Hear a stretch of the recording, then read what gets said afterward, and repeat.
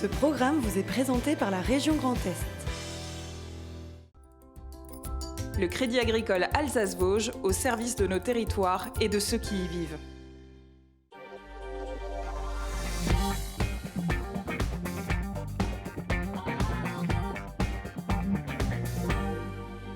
Madame, monsieur, bonsoir, bienvenue pour une heure d'actualité 100% Alsace, 100% régionale et vous allez vous faire plaisir avec le Salon Bio, ça sera ce week-end sur l'hippodrome de Heurt. Il y a également le Salon du Jardin et des Plantes et Michel Blanc sera notre invité et nous dira tout. Véronica Manson de l'Institut culturel italien nous présente le festival international Nice qui se passe à Strasbourg. Ça commence même d'ici une petite heure au cinéma L'Odyssée. Valérie Zago nous racontera les terroirs et notamment le Mandelberg qu'elle nous présentera. Et Mathieu Chanvillard, l'homme du sport sur Alsace 20, était aux internationaux de tennis. Il vous dira tout sur l'après-midi très mouvementé que nous avons vécu. Avant cela, c'est le JT. Anna Britz.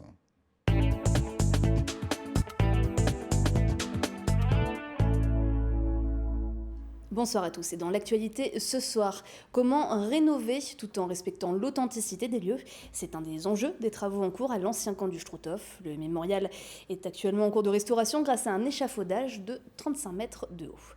Et les meilleurs vins d'Alsace sont le 48e concours des vins d'Alsace s'est achevé à Colmar aujourd'hui avec pour la première fois la mise en avant de 10 coups de cœur. Enfin, ne dites pas galette de pommes de terre ou tarte flambée, mais Krummberry-Kechle ou Flomker. L'OLCA, l'Office pour la langue et les cultures d'Alsace, encourage les entreprises à penser en alsacien grâce à une charte. Mais pour commencer, une dizaine de professeurs ont dormi devant leur collège cette nuit à Strasbourg. Un geste en soutien à 2 de leurs élèves sans abri depuis le début du mois d'avril. Il s'agit de 2 sœurs expulsées avec leur famille en demande d'asile. Ces professeurs n'en sont pas à leur premier geste. Ils ont monté un collectif, un toit pour nos élèves. On les écoute. On est une dizaine de collègues ce soir à décider de passer la nuit dehors, tout simplement en soutien, en solidarité avec 2 de nos élèves qui se retrouvent à la rue depuis le 8 avril. C'est deux élèves en 3e qui sont issus d'une famille kosovare, qui ont demandé l'asile ici en France et qui ont été déboutés de leur droit d'asile. Donc depuis le 8 avril, en fait, on leur a demandé de quitter le logement qu'ils avaient. Et depuis ce jour-là, aucune solution leur a été proposée. Donc ça fait actuellement 1 mois et demi qu'on se débrouille, nous, avec notre collectif, avec les dons, avec les aides qu'on peut avoir, pour leur trouver un logement, pour leur fournir des colis alimentaires, leur payer des chambres d'hôtel, les loger, etc. Là, nous, ce qu'on attend, c'est qu'une solution officielle soit proposée à ces élèves, qu'elles aient un toit, qu'elles aient un endroit où dormir, que la famille ait un endroit pour rentrer à la maison tous les soirs. C'est des élèves qui sont en ce moment en 3e, qui finissent correctement leur scolarité. C'est des élèves investis, c'est des élèves assidus qui sont depuis 3 ans en France. Nous, ce qu'on voudrait tout simplement, c'est qu'elles puissent avoir un toit. Et puis manifestation aussi ce matin devant l'école de Leimbach dans le Haut-Rhin. Les parents d'élèves rejoints par des maires, députés et conseillers départementaux réclament depuis plusieurs années l'ouverture d'une classe supplémentaire dans ce secteur rural. Ceci afin d'éviter des classes à triple niveau avec 30 élèves et garantir de meilleures conditions d'apprentissage. Dans le reste de l'actualité, une nouvelle opération de restauration à l'ancien camp de concentration de Natzweiler-Struthof. Cette fois, c'est autour du mémorial et de la nécropole.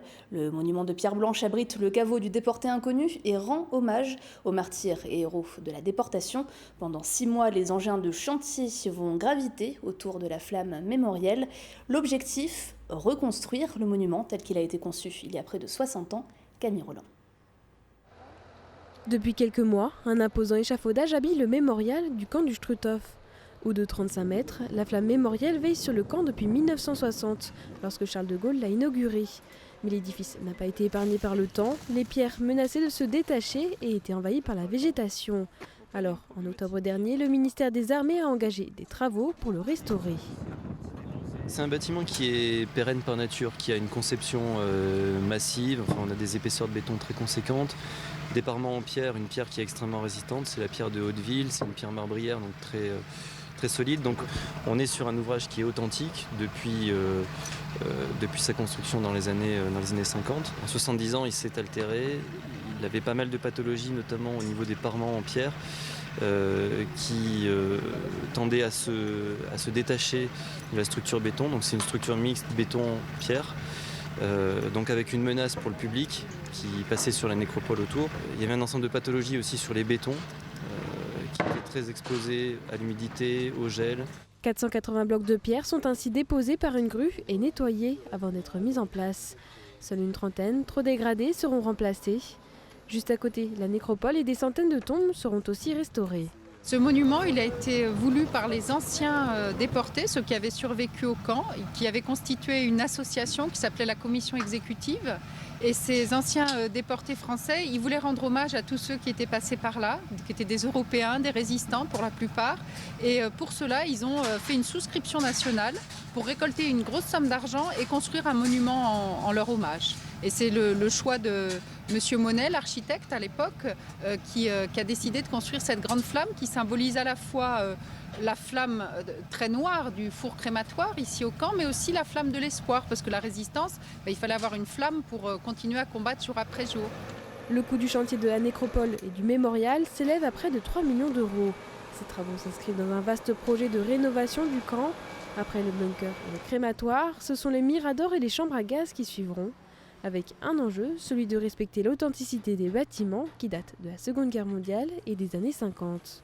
La restauration, c'est quelque chose de délicat parce que quand on restaure, on va amener des matériaux nouveaux et effectivement, ça risque de, pas de dénaturer, mais de donner un aspect neuf à des choses qui sont anciennes. Donc il y a un gros travail qui est fait en amont, qui dure très longtemps, qui dure des mois et des mois, où l'architecte en chef étudie comment étaient les matériaux originaux, les bois, les couleurs, et tout ce qui va être fait sur un chantier de restauration de monuments historiques, ça va être une reproduction à l'identique avec les mêmes techniques, ce qui fait qu'on perd le moins d'authenticité possible. Les travaux du mémorial devraient se terminer en novembre 2019. Classé monument historique depuis 2011, ce lieu de mémoire ainsi restauré pourra continuer à témoigner de l'époque nazie encore longtemps. Comment promouvoir l'alsacien ? Eh bien peut-être en le réinscrivant dans le quotidien. C'est en tout cas le pari de l'OLCA, l'Office pour la langue et la culture d'Alsace. Avec sa charte, mon entreprise dit YA. 400 l'ont déjà adopté, essentiellement des PME de l'agroalimentaire. Et dernière signataire en date, Schneider Food à Heurt, Fanny Kunz. Ici, dans l'entreprise Schneider Food, on ne parle plus de galettes de pommes de terre et de tartes flambées, mais de Gromberekischle et de Flomkür. Attachée à son ancrage régional, l'entreprise a décidé depuis 2012 de renommer ses produits en alsacien. Afin de poursuivre sur cette lancée, le groupe s'est rapproché de l'OLCA, l'Office pour la langue et la culture d'Alsace, en participant à l'action « Mon entreprise dit Ya ». Objectif, remettre en avant l'alsacien dans le quotidien du consommateur. Pour nous, ça représente la concrétisation de démarches pour soutenir la culture alsacienne, parce qu'on a à cœur avec la marque Traiteur Schneider de développer des produits qui respectent la tradition, avec des recettes qui ont conservé, on va dire, les ingrédients et les recettes originales, et puis de promouvoir aussi la culture gastronomique alsacienne et sa culture en général. Depuis 2005, 400 entreprises ont déjà signé la charte. L'OLCA les accompagne en leur donnant des conseils pour la promotion de l'alsacien à travers les produits de terroir.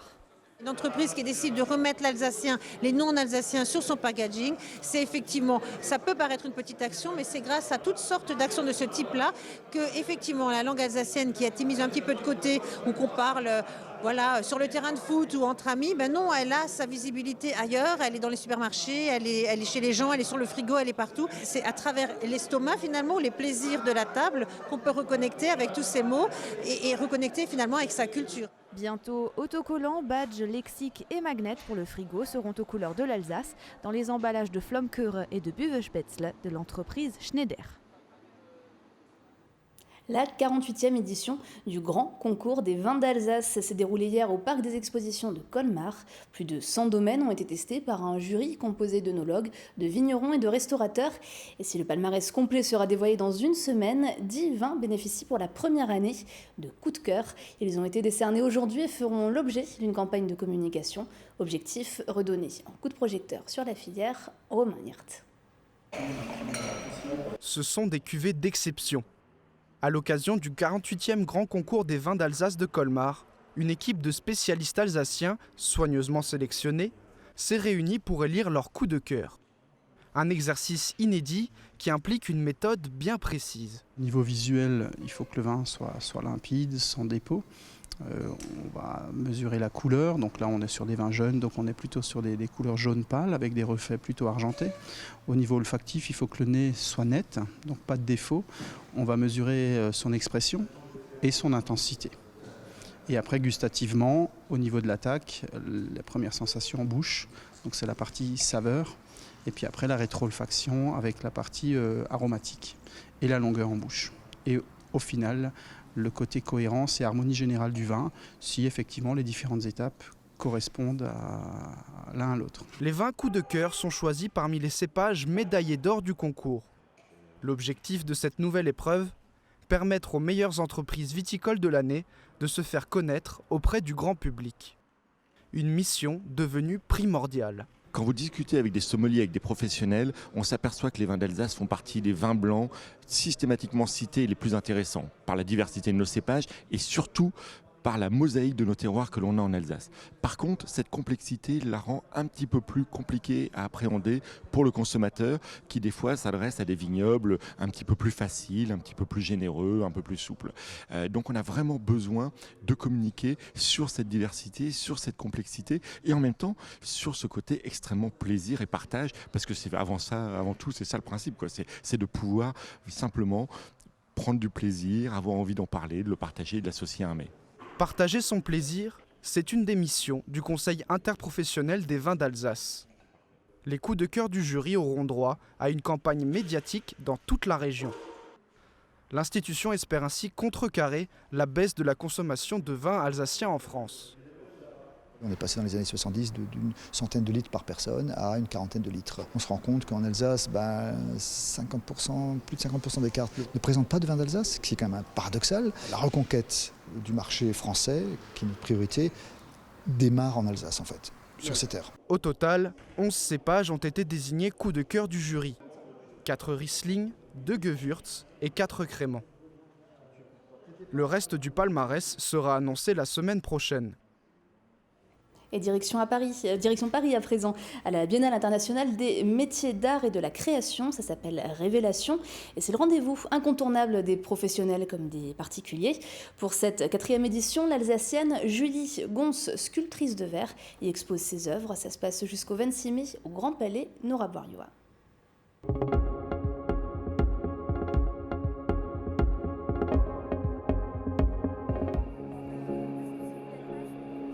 Elle manie le verre, le feu et le bois. Julie Gons crée des œuvres d'art depuis plus de 20 ans, mais sa présence au salon Révélation est une première, l'occasion pour elle de montrer son savoir-faire. Je trouve qu'il y a énormément de pistes et de chemins à prendre, donc je veux surtout pas me limiter dans une seule direction. Par exemple, je fais de la mousse sur du bois, de la mousse en verre sur du bois, c'est très beau, mais j'ai pas envie d'être fabricant de mousse. Voilà, moi je suis sculpteur et ce qui m'intéresse c'est justement de chercher, c'est d'explorer. Et c'est toujours d'aller ailleurs et de voir qu'est-ce qu'on peut faire avec cette matière. Julie Gons vit et travaille en pleine forêt entre Haguenau et Wissembourg. La nature est la source d'inspiration, d'évasion et d'épanouissement de cette artiste alsacienne qui affectionne les œuvres suspendues. Parce que je trouve qu'il faut pouvoir occuper tous les espaces de plein de façons différentes. Et voilà, là, je trouve ça très intéressant, c'est très léger, très aérien, c'est toujours en mouvement. C'est une pièce quand même assez grande et volumineuse, mais en même temps, elle est très légère. Et voilà, c'est intéressant, tous ces contrastes sont assez intéressants. Le verre soufflé ou filé reste le cœur de ses œuvres, de quoi créer des sculptures uniques et sans limite. RGDS, partenaire des Alsaciens qui s'engagent. Et place à l'image du jour, Oliviane. Déclarez votre optimisme à Strasbourg. La Ligue des optimistes de France, si, ça existe bien, organise un concours photo sur ce thème logique pour une ville europtimiste. Déclarez votre optimisme à Strasbourg. Pour participer, il faut être photographe amateur et réaliser un cliché qui traduise au mieux cette énergie optimiste dégagée par la ville. Et vous avez jusqu'au 22 juin pour participer. Voilà, avec un grand sourire. Merci beaucoup Anna Britz. On vous retrouve demain. Le plateau du soir, Mathieu Chanvillard, Valérie Zago et nos invités Véronica Manson. Venez nous rejoindre pour le festival du cinéma italien Nice. Et Michel Blanc, le salon Bio Alsace et salon du jardin et plantes. On va en parler après le temps en Alsace. Déconterre, le spécialiste régional du désamiantage, de la décontamination et de la déconstruction, vous présente la météo.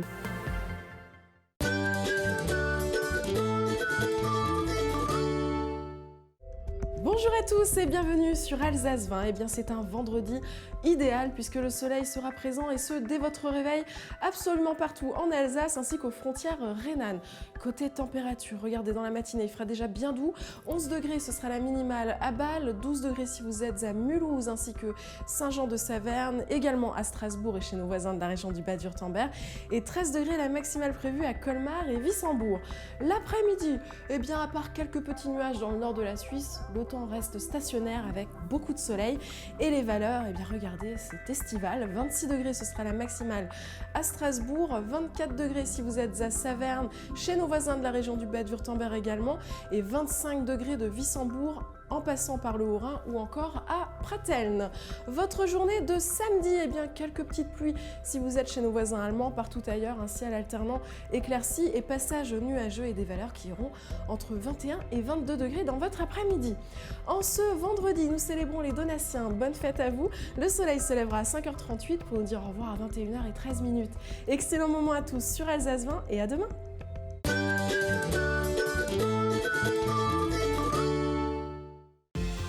Déconterre, le spécialiste régional du désamiantage, de la décontamination et de la déconstruction, vous a présenté la météo. Et notre invitée est italienne, Véronica Manson. Comment allez-vous ?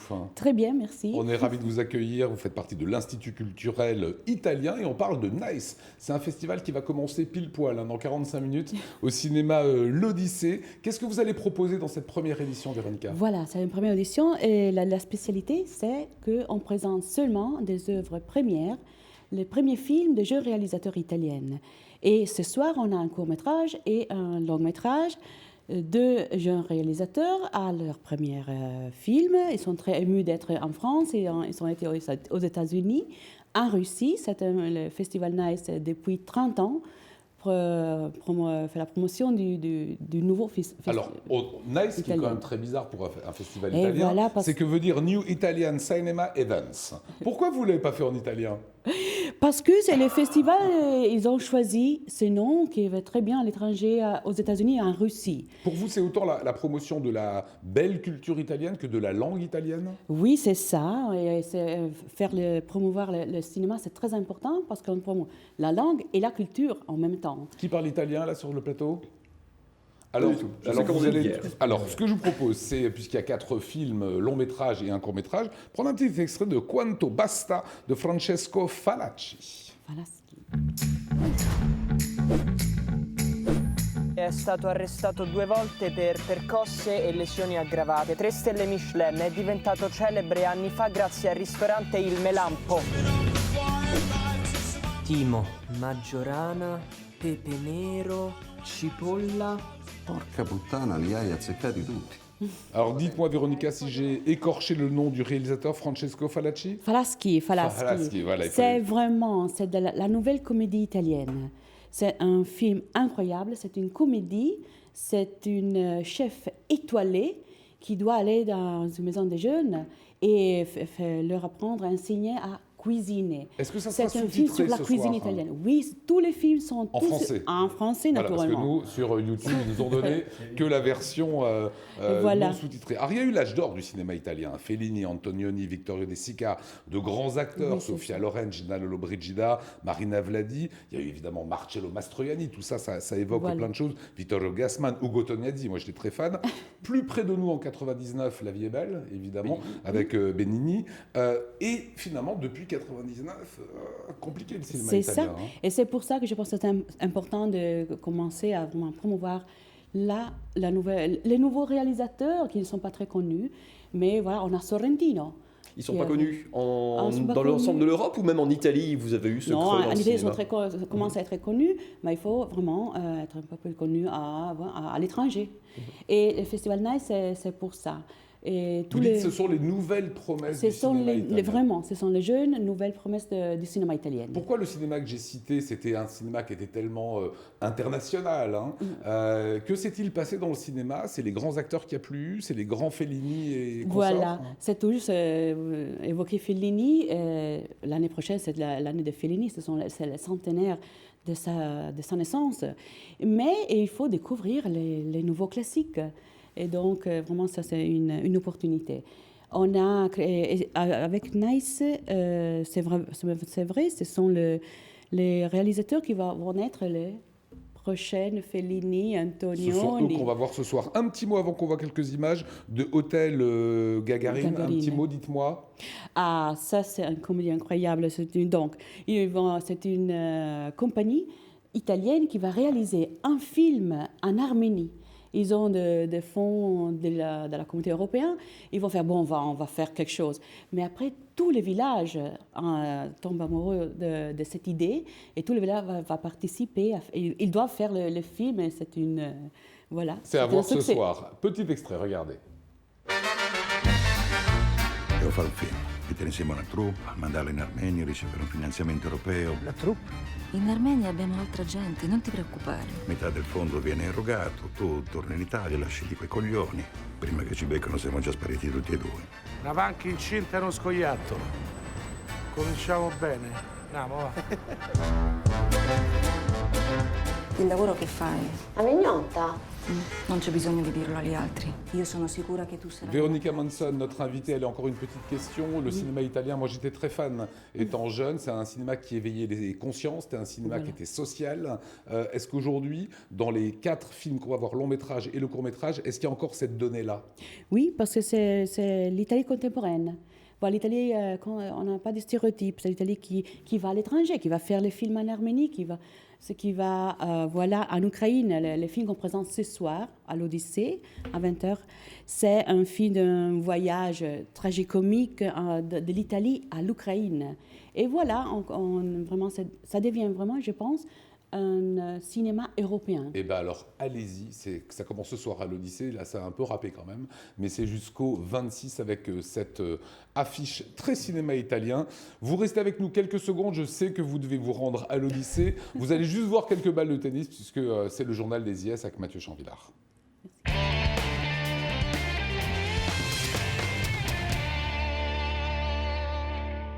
On s'est régalé aujourd'hui aux internationaux de tennis de Strasbourg. Il n'y avait pas de joueuses italiennes, je suis désolé.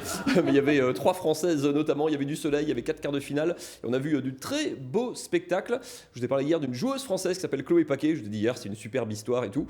Et bien ce soir, je vous dis qu'on parle toujours de Chloé Paquet. Et c'est une très, très, très belle histoire. C'est une jeune fille, elle a 24 ans. Regardez, elle est 223e joueuse mondiale. Quand on a ce classement, on est déjà content d'être au premier tour.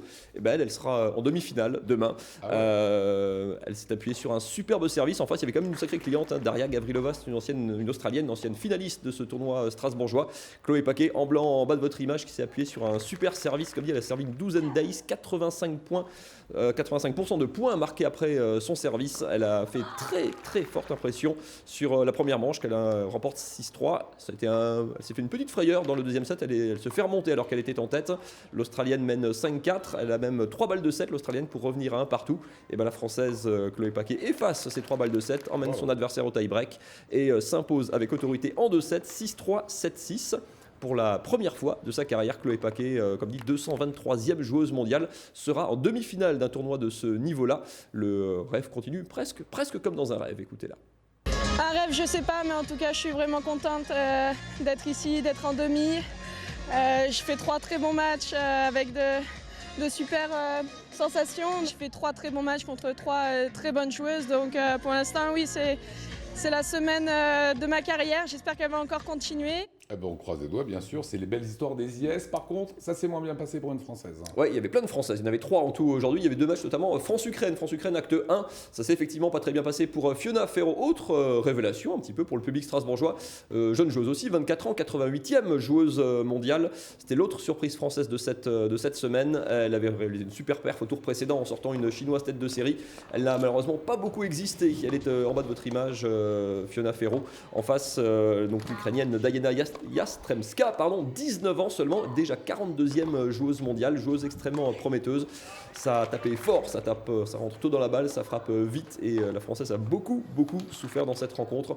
Malgré une petite réaction dans la seconde manche, elle s'incline en à peine une heure de jeu, 6-1, 6-3. Une bonne gifle qui a fait un petit peu mal à la Française, un petit peu déçue après ce résultat. Mais en tout cas, on retiendra quand même son superbe parcours à Strasbourg. Fiona Ferro, retenez également son nom, elle est aussi dans le top 100 mondial. Voilà, le match très attendu, c'était celui de Caroline Garcia, numéro 1 française. La numéro 1 tricolore, vainqueur de ces IS en 2016, c'était le match phare de cet après-midi sur le cours Patrice Dominguez. France-Ukraine, acte 2, Caroline Garcia, donc d'un côté en bas de votre écran. En face, alors la classe biberon du tennis ukrainien, Marta Kostyuk, 16 ans seulement. 16 ans, elle est pro depuis l'an passé seulement. Et Caroline Garcia, vous le voyez que ce geste d'humeur, pas contente et pour cause, elle a été bousculée dans la première manche, incapable de s'adapter au jeu de la jeune ukrainienne. La Française perd la première manche, 6-3. Inquiétude dans les rangs du public qui voit la numéro 1 tricolore en difficulté. Mais Caroline Garcia a parfaitement réagi dans la suite du match. À 3 partout dans la deuxième manche, il y a encore eu une petite hésitation. Elle remporte les 9 jeux suivants pour s'imposer finalement en 3-7. 3-6, 6-3 et 6-2 dans la dernière manche. On retrouvera Caroline Garcia au rendez-vous des demi-finales du tournoi strasbourgeois. Elle sera opposée justement à Chloé Paquet. Il y aura donc 2 Françaises qui s'affrontent, ça veut dire une Française en finale. Écoutez Caroline Garcia à propos de cette affiche tricolore demain en demi-finale. C'est un match comme un autre et sur le terrain il faut vraiment faire abstraction et voilà. Elle joue bien cette semaine. Évidemment, elle a vraiment eu des résultats très propres avec des scores assez secs et elle a très bien servi au service, elle a des stats assez impressionnantes. Donc à moi de bien préparer mon match et de trouver la solution et puis profiter aussi parce que c'est une demi-finale et on n'en joue pas tout le temps. Et ça a beaucoup joué, une petite dernière. Une petite dernière, le match est en cours entre Sabalenka, la Biélorusse, tête de série numéro 2, donc favorite du tournoi, qui a fait forte impression jusqu'à présent. Elle est opposée, vous la voyez ici sur ces images, Sabalenka, la Biélorusse, donc 11e joueuse mondiale, c'est la joueuse la mieux classée encore en lice. En face, Monica Puig, vainqueur de ces IS en 2014, championne olympique à Rio en 2016, qui a donné du fil à retordre. Elle a pris une gifle dans le premier set, 6-1, elle remporte la deuxième manche. Les deux jeunes femmes, je le découvre en même temps que vous, sont encore à la bagarre dans le troisième set, 5-2 pour la Biélorusse. Avantage Sabalenka, mais le match est en cours. Je vous donne si vous voulez ça avant la fin de l'émission. On aura donc une affiche franco-française. Chloé Paquet contre Caroline Garcia en demi demain. Et de l'autre côté, Yastremska contre la vainqueur du match entre Sabalenka et Monica Puig. Et vous gardez votre portable bien à côté de vous puisqu'il a les résultats qui sont juste devant lui. Le match est en cours. Allez, on vous libère, Véronica Manson, parce qu'il y a Nice ce soir. Voilà. Le festival italien, c'est jusqu'au 26 et ça se passe au cinéma l'Odyssée. Ça a été un plaisir de vous recevoir. Merci. Et dans un instant, votre camarade Michel Blanc, eh bien, on va parler de ce salon bio formidable. Samedi, dimanche, on croise les doigts. En principe, il devrait faire beau et chaud. C'est après ça.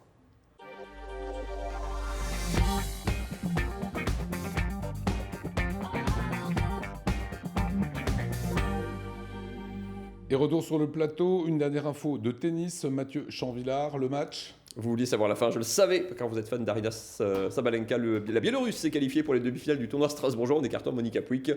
Donc demi-finale Sabalenka d'un côté contre Yastremska, l'Ukrainienne, et Chloé Paquet, la Française, contre Caroline Garcia, l'autre Française. Voilà. Demain, et la finale, c'est évidemment samedi. Vous pourrez regarder la finale ou aller à Heurt. Qu'est-ce que vous choisissez ?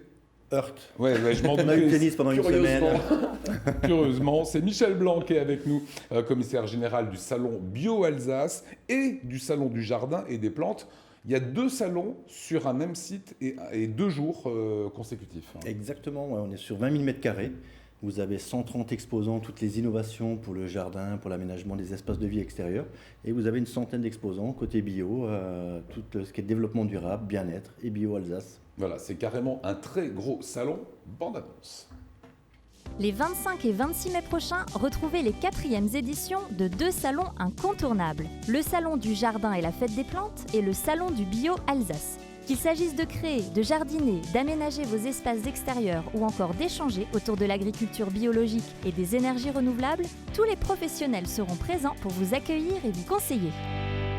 Alors c'est la première fois, Michel Blanc, que je vois que le salon bio est plus petit que le salon du jardin et des plantes. C'est un marché en plein essor, le jardin et les plantes. Le jardin et les plantes, ça a vraiment le vent en poupe. Le bio aussi, ça se développe. On a vraiment décidé de séparer les deux. On essaie de privilégier le Bio Alsace, aller chez son maraîcher pas loin, plus court, de ne pas prendre d'exposants qui font 400 km pour venir. On a vraiment privilégié l'Alsace, le Grand Est peut-être un peu. mais vraiment Alsace de préférence. Qu'est-ce qu'on peut découvrir sur un tel salon? Il faut venir avec une idée précise, venir chercher quelque chose, ou on peut se laisser porter? Pour le salon bio, il faut se laisser porter. Il y a plein de conférences, il y a plein de stands dans le bien-être, dans le développement durable, également dans l'assainissement. C'est vraiment très très varié. Alors il y a des innovations en fait, beaucoup maintenant dans ce domaine-là. Quelques innovations qu'on va pouvoir découvrir, ou des espèces d'achats comme ça, coup de cœur, mais de choses qui n'existaient pas il y a quelques années. Exact. Ce qui se développe côté salon du jardin, c'est les revêtements, le gazon synthétique. A vraiment le vent en poupe. On voit disparaître tout doucement le gazon de nos jardins. Et il y a des vrais gazons synthétiques qui sont magnifiques qu'on n'arrive pas à reconnaître. Pourquoi? Parce que ça ne s'entretient pas, enfin, c'est pas plus de simple. tonte, pas d'eau, pas de tonte. Une grosse économie sur l'eau, sur la tondeuse qu'il faut réparer, qu'il faut amener réviser, l'essence. Pas de mauvaises herbes. Pas de mauvaises herbes, pas de boulot. À la place de prendre une tondeuse, on prend un aspirateur maintenant pour aspirer les feuilles. C'est jardinier du dimanche.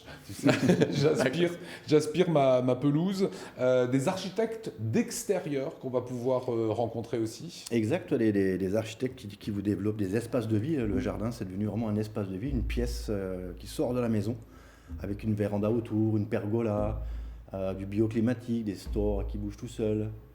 Quand la pluie se met à tomber. Ça veut dire quoi? Ça veut dire que quel est le conseil que vous donnez aux gens qui vont venir? Prenez un plan, quelques photos de votre jardin, vous l'amenez, et là-bas, en 3D, ils vont faire le boulot? En 3D, ils vont vous faire le boulot, ils vont vous montrer ce qu'ils savent faire, avec plein de formules de couleurs, d'escaliers. Il y a des gens qui préfèrent avoir tout en plein pied, il y en a qui préfèrent avoir des marches dans le jardin. Ils font des intégrations de petites piscines, de spas. Ils font vraiment des choses magnifiques aujourd'hui. Alors, on vous passe quelques images comme ça, c'était les salons bio récemment, ce sont des vraies archives, parce que vous, ça va se passer à Heurt, donc c'est sur l'hippodrome, une grande partie en extérieur, évidemment. 15 000 mètres carrés, 100% à l'extérieur. D'accord, donc vous croisez les doigts sur la météo. On croise les doigts sur la météo. Chaque année, je remercie aussi les 220 exposants qui me suivent depuis 4 ans sur cet événement-là. Ils ont très bien travaillé la première année, très bien travaillé la deuxième. Tout le monde avait peur de la météo.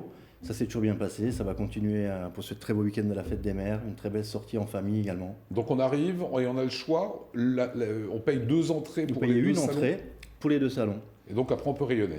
On peut rayonner, on peut manger sur place, il y a une dizaine de food trucks également. Okay. On peut manger de variés, de l'alsacien, du chinois, du népalais même, du vegan sur le bio. Et qui vient se renseigner pour des jardins? C'est les gens qui ont des maisons depuis longtemps qui veulent relooker, ou c'est des gens plutôt qui construisent, qui cherchent des idées, des couples plutôt jeunes qui vont faire eux-mêmes derrière? C'est vraiment les deux, quoi. C'est les gens qui ont construit depuis des années et que c'est vieillissant à l'extérieur, qui veulent se faire un bel espace, ou alors les jeunes qui finissent leur construction. Souvent ils ont construit et l'extérieur on le fait 2-3 ans plus tard. Je vous le confirme. Il y a le budget, il y a toujours un budget, c'est quand même un budget très conséquent de faire un extérieur. Il vous le confirme. Aussi, ouais. Et ils font vraiment des choses beaucoup plus jolies, beaucoup plus innovantes chaque année. Rapport à ce qu'on faisait il y a 10-20 ans, l'extérieur, c'était pas top. Aujourd'hui, le climat change aussi. On est beaucoup plus souvent à l'extérieur, malgré ce mois de mai qui était un peu difficile cette année. Mais sinon, ça s'arrange là. Ça s'arrange. Ouais. On investit autant en extérieur maintenant qu'on pouvait le faire avant dans son salon ou dans sa maison ou dans sa cuisine. On crée du budget. Un dernier petit mot, c'est pour les petits jardins, les grands jardins, mais le citadin qui a juste une petite terrasse, il peut mettre un peu de gazon, il peut trouver son bonheur aussi. On a quelques exposants qui font des petites choses pour mettre sur les balcons justement pour faire pousser son persil, des arômes. Excellent, ouais. Il y a ça sur place également. Eh bien alors, il faut y aller. Ça va se passer, vous allez voir, il y a 2 affiches forcément, puisqu'il y a 2 salons. Il y a le salon Bio Alsace, voici le premier sur le même site. Et il y a le deuxième, qui est le salon du jardin et des plantes. Vous restez avec nous, on va s'intéresser à quelque chose qui vous plaît évidemment, ce sont nos terroirs alsaciens. C'est Apicurien, c'est Valérie Zago.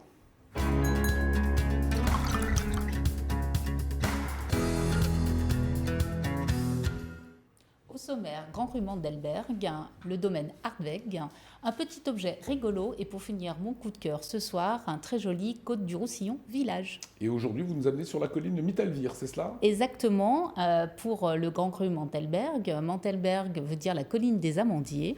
C'est un grand cru qui a une petite surface, seulement 20 hectares. Il a été classé parmi les sols argilo-calcaires,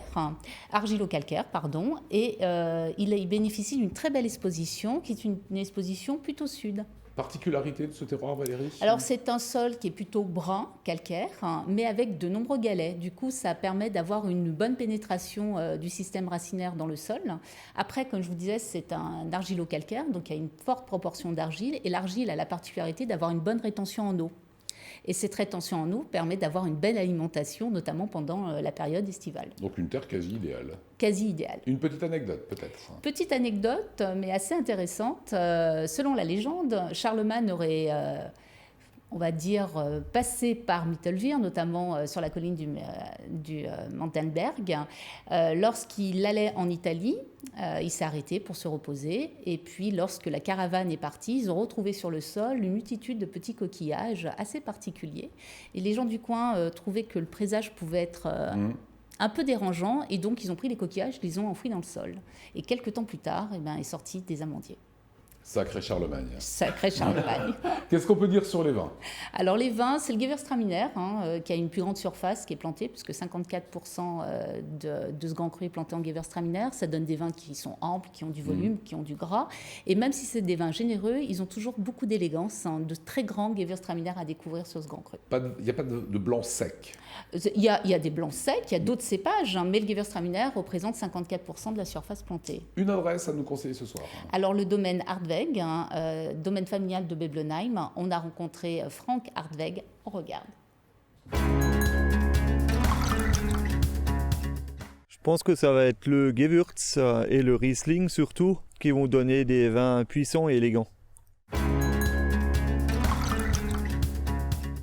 L'accord idéal, je pense que ça va être des noix de Saint-Jacques flambées au Calvados, ça va être extra.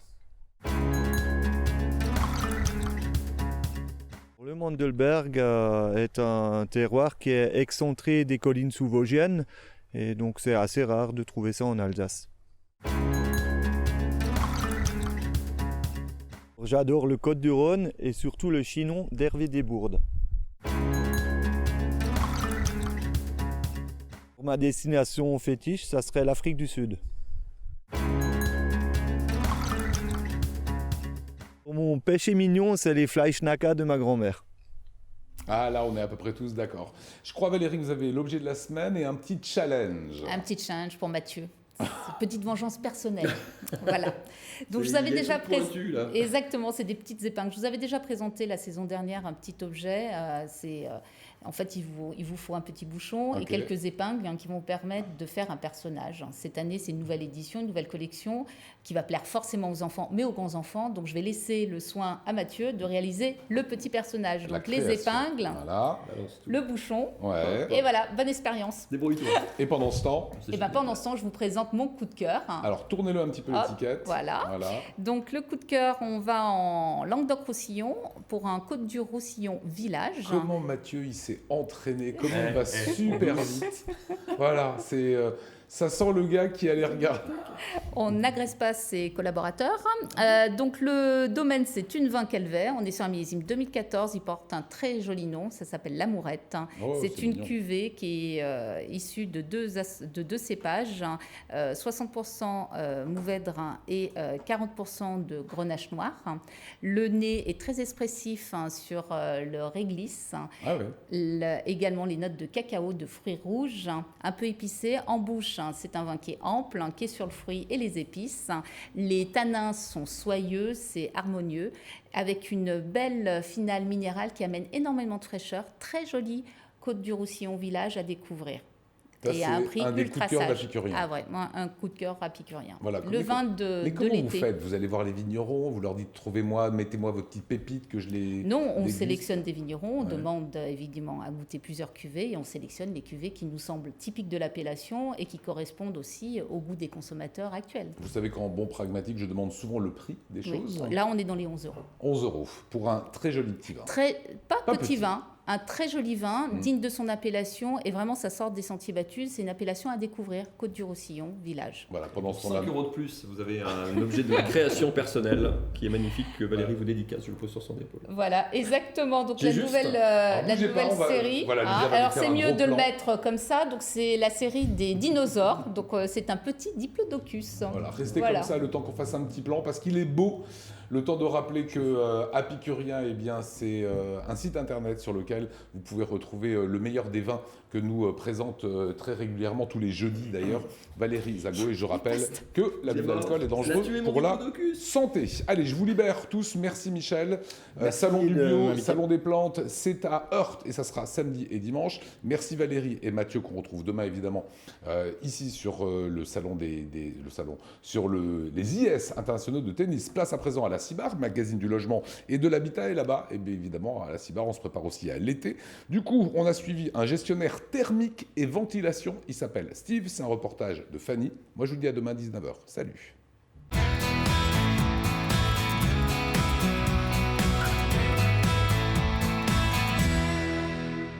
Bonsoir à tous, bienvenue sur Alsace 20. Je suis heureuse de vous retrouver pour un nouvel épisode de votre magazine du logement et de l'habitat en partenariat avec la Cibar. Aujourd'hui, nous partons à la rencontre de Steve. Il s'occupe notamment des chaufferies et des chaudières de la Cibar. Venez avec moi.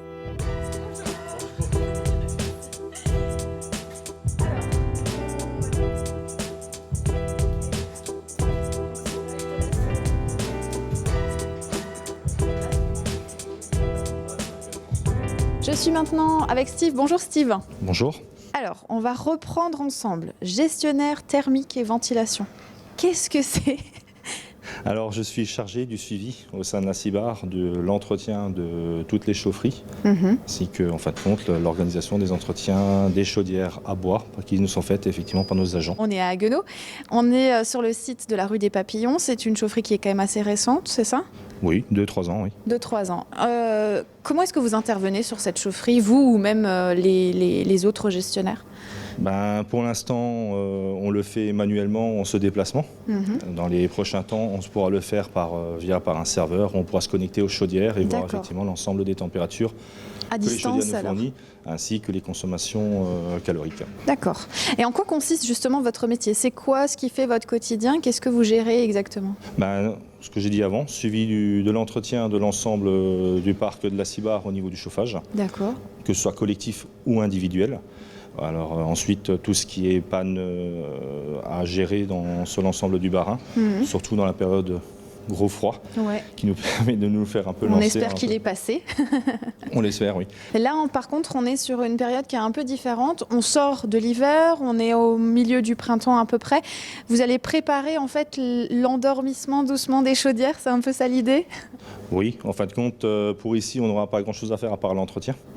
Par contre, par rapport à certains secteurs où elles ne fonctionneront pas ou elles ne feront pas d'eau chaude sanitaire, on les coupera effectivement pour les entretenir afin qu'elles soient prêtes pour septembre. Et comment est-ce qu'on les entretient ? Ça s'encrasse ? C'est comme une cheminée, des choses comme ça ? C'est exactement ça. Il y a un foyer, il y a un système mécanique qui font bouger des grilles, qui permettent effectivement de faire bouger les pellets ainsi que les cendres.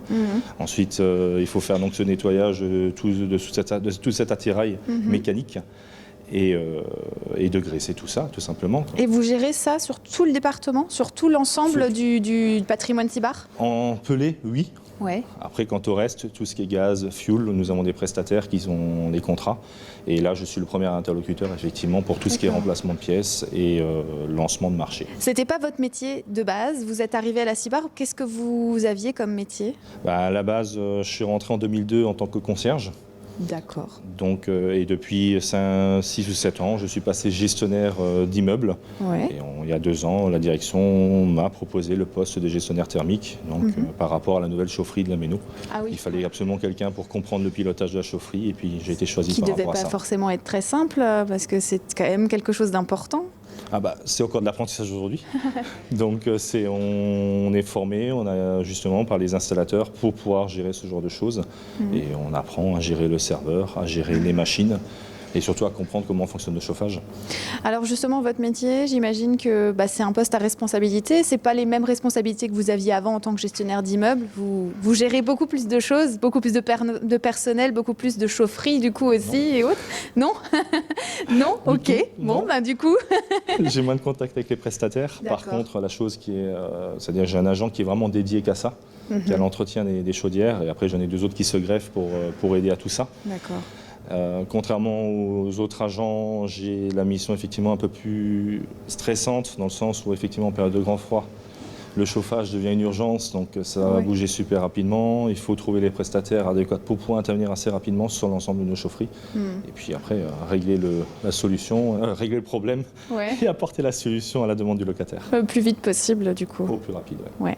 Alors, à votre avis, quelle qualité il faudrait avoir pour faire ce métier-là? Je sais que c'est un peu une question piège, mais je pense qu'organisationnellement parlant, ça doit être important d'être organisé et autres. Un peu d'organisation et après, c'est l'écoute par rapport à nos agents. Bon, c'est eux la première personne sur le site, c'est eux les premiers à voir qu'il y a vraiment un problème sur un site et réagir surtout à ce qu'ils disent. C'est un agent qui remonte une affaire, ça peut être important sur une machine. Les pannes peuvent s'en suivre assez rapidement derrière. Donc là, maintenant, on le disait tout à l'heure, on est sur la fin du printemps. Qu'est-ce qui reste à faire? Qu'est-ce que vous avez déjà lancé en termes d'entretien? On en est où à peu près dans le calendrier? Alors, au niveau du calendrier, ce matin même, j'ai fait envoyer par le service clientèle tous les rendez-vous, en fin de compte, des entretiens chaudières individuels pelés. D'accord. Donc, qui seront faits dans toute la période de juin jusqu'à début juillet. D'accord. Voilà, tout simplement. Donc, après, tout le reste, on a programmé maintenant, pour l'instant, toutes les chaudières collectives, en sachant qu'effectivement ça peut être légèrement perturbé par une panne qui pourrait susciter l'intervention d'un de nos agents à ce moment-là. Ouais. Donc c'est des choses, les collectives peuvent se déplacer durant tout l'été, on peut faire certaines choses. Mais les individuels, on garde en général les rendez-vous qui sont fixés. Parfait. Merci en tout cas d'avoir partagé votre métier avec nous, ça a été un plaisir. Merci à vous. Quant à nous, on se rejoint de nouveau jeudi prochain. On se retrouve jeudi prochain dans le cadre de votre magazine du logement et de l'habitat en partenariat avec la CIBAR. On vous souhaite une excellente soirée. À très bientôt sur Alsace 20.